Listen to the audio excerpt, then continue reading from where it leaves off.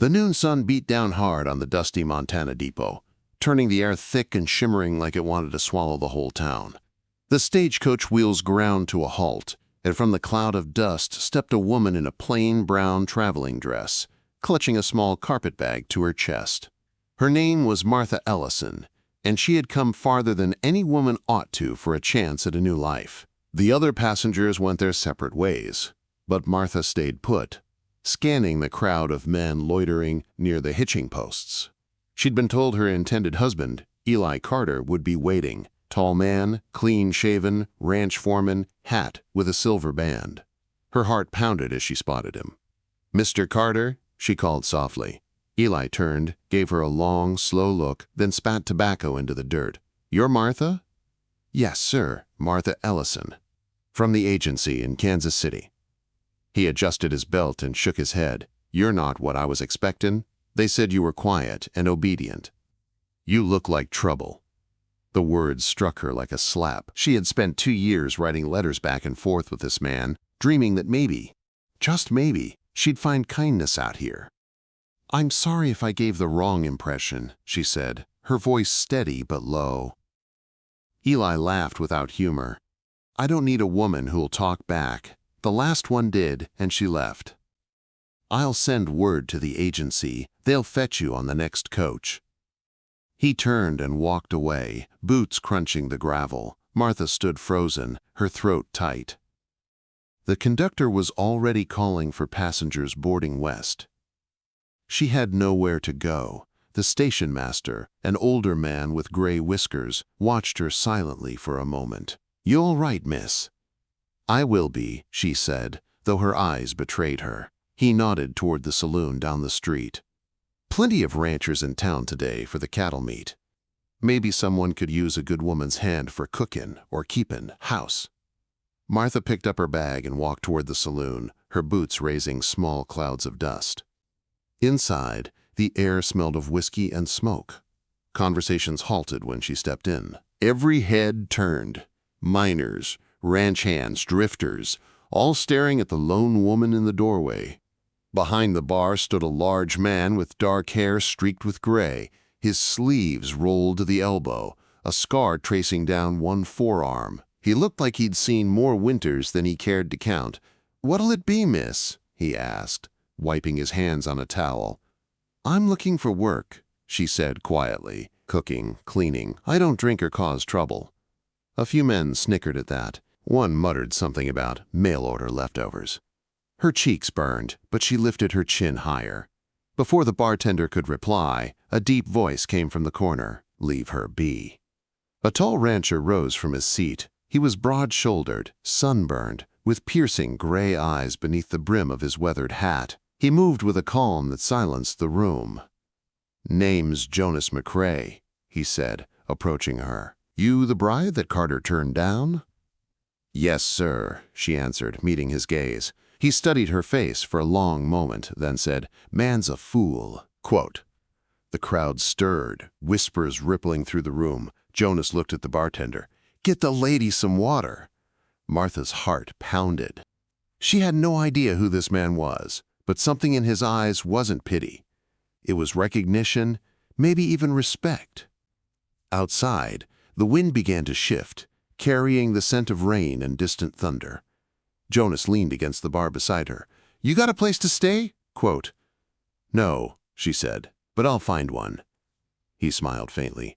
"There ain't much out here for a woman alone. My ranch is 2 miles west. You can work there if you like. House needs a woman's touch." "I don't want charity," she replied quickly. "I'll earn my keep." His smile widened just a little. "Didn't figure you were the charity kind." The door banged open behind them as Eli Carter stormed in, red-faced and furious. "You again!" he growled at Martha. Then his eyes shifted to Jonas. "She's a handful, McCrae. You don't want her trouble." Jonas turned slowly to face him. "Trouble?" His voice was low and dangerous. "All I see is a woman with more backbone than most men I know." Quote. The room went silent. Eli's jaw tightened. "You taken? Her part?" Jonas took one step closer, his boots thudding on the floorboards. "I'm claiming her as mine." Martha's breath caught. The words hung in the air like a shot fired into the storm outside. Eli laughed bitterly. "You can have her, then. Don't say I didn't warn you." He shoved past them and stormed out into the street. Jonas turned to Martha. "You don't owe me nothing, but if you want a fresh start, I can give you that." The thunder rumbled louder, and rain began to fall against the saloon windows. For the first time in days, Martha felt something stir in her chest. Hope. She looked up at him, steady and unafraid. "Then I'll take it." Jonas nodded once. "Good. Let's get you home before the storm hits." They stepped out into the rain together, the sky split with lightning. Behind them the whispers followed, but neither looked back. Something had changed in that small Montana town, and before long everyone would know just what kind of woman Martha Ellison truly was. The rain poured hard that night, soaking the open prairie and drumming against the tin roof of Jonas McCrae's ranch house. By the time he and Martha arrived, both were drenched. Jonas led her inside without a word, shaking the water from his hat and lighting a lantern on the table. The soft glow revealed a room that was tidy but bare. Plain wooden furniture, a stone hearth, and a single shelf lined with worn books. The air smelled faintly of smoke and leather. Martha set her carpetbag down near the door, still unsure of her place. "You can dry off by the fire," Jonas said, hanging his coat by the hearth. "I'll fetch a blanket." Martha hesitated, clutching her wet shawl tighter. "You don't have to fuss over me." Jonas gave her a small smile. "Ain't fussin'. Just being decent." When he returned with a wool blanket, she accepted it with quiet gratitude. Her fingers brushed his for a brief second, rough skin, calloused from years of ranch work. She sat by the fire, watching the flames dance. "You live alone?" she asked after a moment. "Been that way for 7 years," Jonas said, "since my pa passed. My brothers took to the cities, couldn't stand the quiet." "Doesn't it get lonely?" He poured coffee into 2 tin mugs and handed one to her. "Sometimes, but I'd rather have honest silence than false company." Martha nodded, understanding that more than she wanted to admit. She'd come west to build a future, not to be treated like property. The rain eased by morning, leaving the land washed clean. Martha stepped outside, the air crisp and cool. Rolling hills stretched toward the mountains, dotted with grazing cattle. For the first time since arriving, she breathed freely. Jonas came out of the barn, leading a chestnut mare. "She's yours if you stay," he said simply. "Name's Clover, gentle but fast." Martha blinked. "You'd give me a horse?" "Not given," he said. "Loanin' to a worker. You said you'd earn your keep." She smiled faintly. "Then I'll do that." Over the next few days, she worked harder than anyone expected. She mended torn curtains, scrubbed the floors until they shone, and even cooked supper for the ranch hands who stopped by to help with the cattle drive. They liked her from the start. "She's got grit," one of them, Luke said. "Talks straight and works twice as fast." Jonas just nodded. "Told you she's not like most." But word of Martha's arrival spread through town faster than wildfire. Some called her Carter's reject. Others whispered she was too proud for her own good. And Eli Carter, humiliated by the gossip, wasn't done yet. He rode out one afternoon while Jonas was away herding cattle. Martha was kneeling in the garden, her dress dusted with dirt, when she heard hooves thunder into the yard. Eli dismounted, his jaw tight with anger.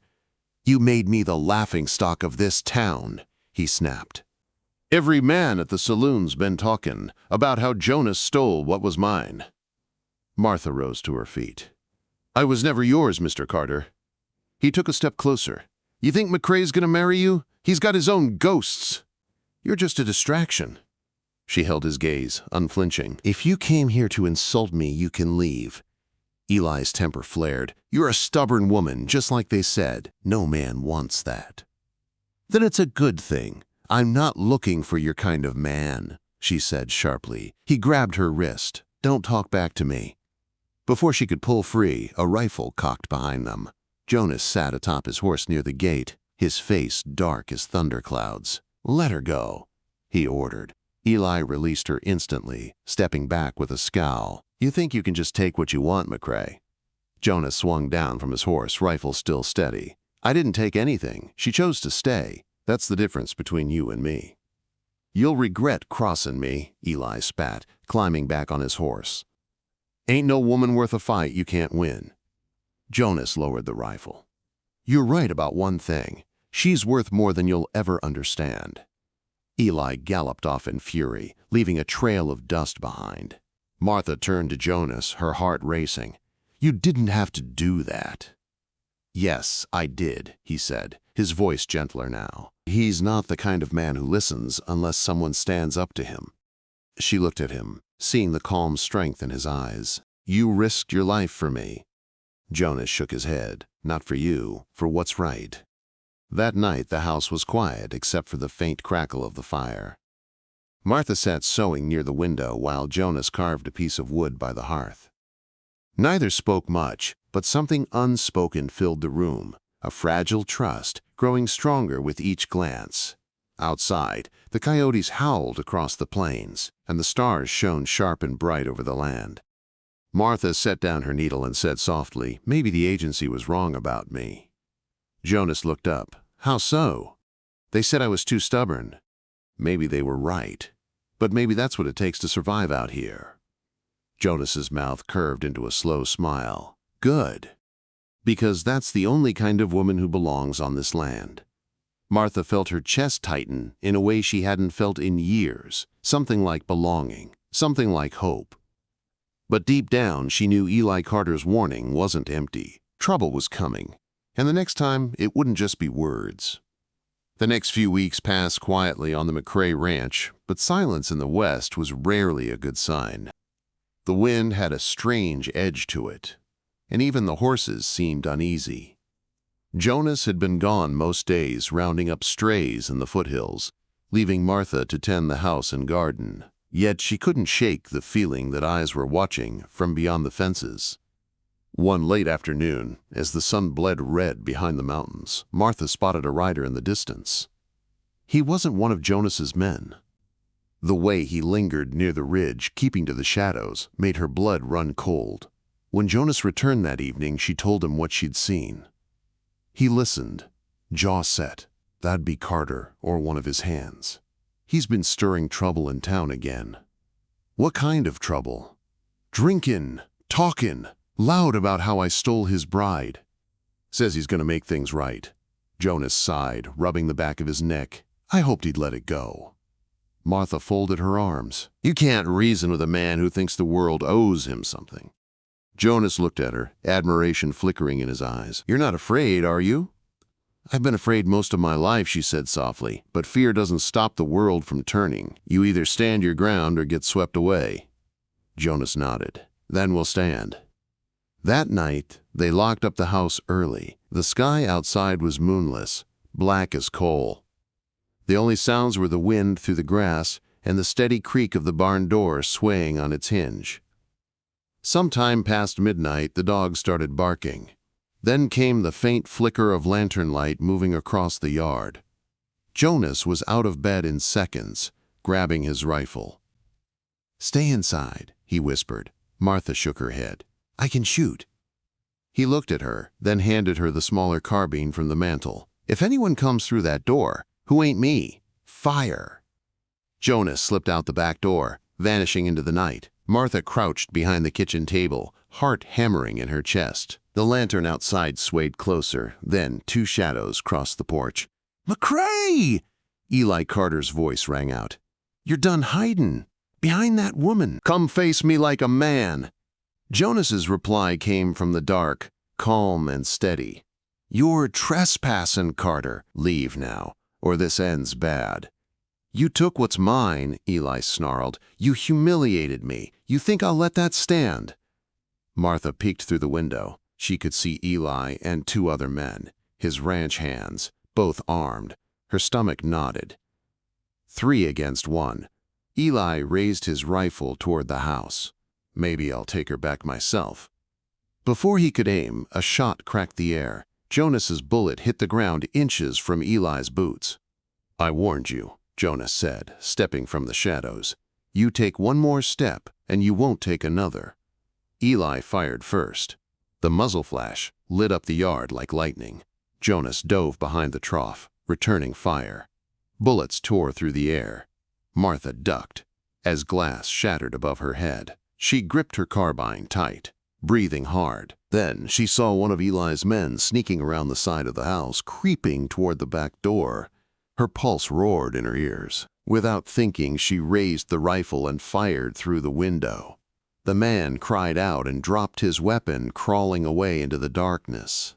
Jonas heard the shot and looked back toward the house. She was standing in the doorway now, smoke curling from the barrel. Their eyes met for a brief second, and he gave her the smallest nod. Eli screamed in fury, charging forward. Jonas fired once more. The sound echoed across the open land. Then all went still. When Martha stepped outside, the rain had begun to fall again, washing the dust and blood from the ground. Eli Carter lay motionless near the fence.